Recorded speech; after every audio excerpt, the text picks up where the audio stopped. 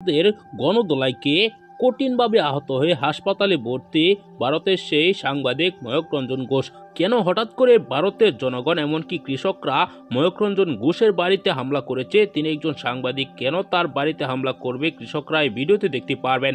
এমনকি সেই শুভেন্দু অধিকারীকেও খুঁজছে সেখানকার জনগণ। তিনি এখন পালিয়েছেন বলেও অনেকেই বলছেন। তিনি কোথায় আছেন এই ভিডিওতে দেখতে পারবেন। না টেনে একদম শেষ পর্যন্ত দেখবেন।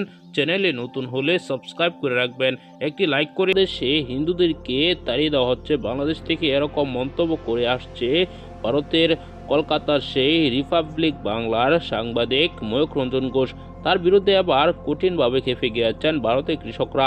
এমনকি তিনি একমাত্র ব্যক্তি যে বাংলাদেশের সাথে সম্পর্ক খারাপ করেছে ভারতের। তিনি একমাত্র সাংবাদিক যে তিনি বারবার বলে আসছে ভারতকে যে বাংলাদেশে যেন কোনো পণ্য না দেওয়া হয়, সকল আমদানি যেন বন্ধ করে দেওয়া হয়। তার এই অপপ্রচারের পর কিন্তু ভারতীয়রা বাংলাদেশিদের ঢুকতে দিচ্ছে না ভারতে। এমনকি হোটেল ব্যবসায়ীরাও কিন্তু হোটেল অনেকটি বন্ধ করে দিয়েছিল, এমনকি ভিসাও বন্ধ করে দিয়েছিল। এখন বাংলাদেশিরাই উল্টো সেখানে না গিয়ে অন্য দেশে যাচ্ছে। এবার ভারতীয় যারা ব্যবসায়ী রয়েছে, সাধারণ জনগণ রয়েছে, যারা ব্যবসায়ী কৃষক, তারা এখন কঠিনভাবে খেপে গিয়েছেন এই সাংবাদিকের উপর।